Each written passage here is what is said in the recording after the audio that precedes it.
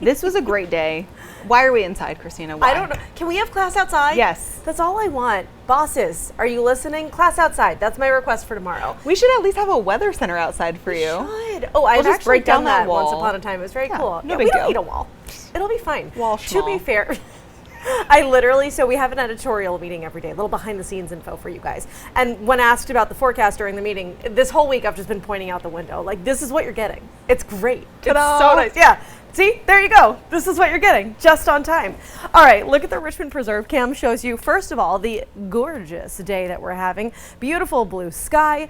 But it's also showing you, take a look, just at the bottom of the screen. You see that?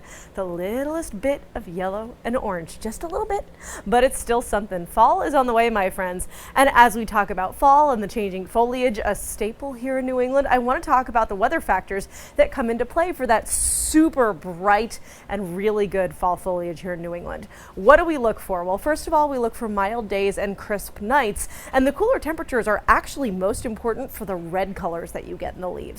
You also want plenty of summertime rain. That way there's tons of leaves on the trees. We want everything growing really abundantly, so that way there's plenty to look at once it comes to fall. And then, of course, when you talk about that, you also have to talk about the fact that we don't want it to get too windy, no big storms or anything, because, well, if the wind blows all the leaves off the trees, you don't get the big show, and that would be a huge bummer. So right now, things look pretty good. I'm just saying, we still are quite a ways away from the peak season. I'd say peak here in Rhode Island looking to be more toward October rather than September.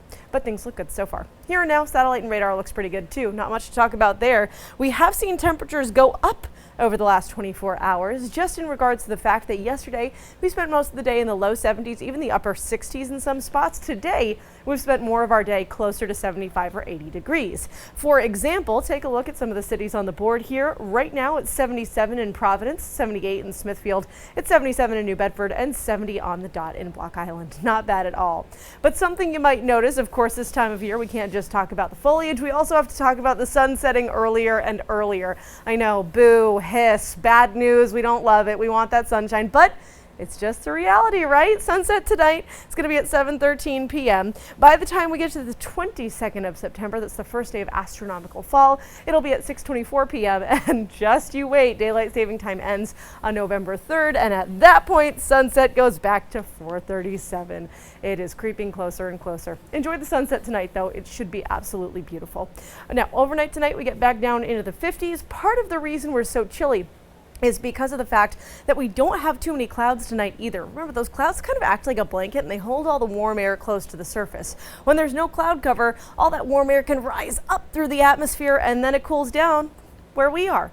That's what you're going to get tomorrow morning as you're sending the kids off to the bus stop. Expect the low 50s as you're waking up and getting out the door. I would say maybe a sweatshirt or a jacket for the kids, but they'll be shedding the layers by the time they get to the afternoon, considering we're back in the upper 70s tomorrow. It's going to be super beautiful once again.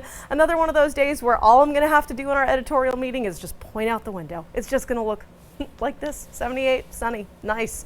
Now, the one thing I do want to say is things are going to be changing as we head toward the weekend. You'll notice more moisture. Our dew point trend, not super dramatic, but it does go back up. That means there's more moisture in the atmosphere as we head into the weekend. And that's because, well, not only do we have low pressure off the coast that's going to help increase the moisture around the region, but we have a cold front coming in from the west, and that's going to do more of the same. So, 7-day forecast. Good news, bad news. Bad news is it is going to get more humid Friday, Saturday, and even part of Sunday.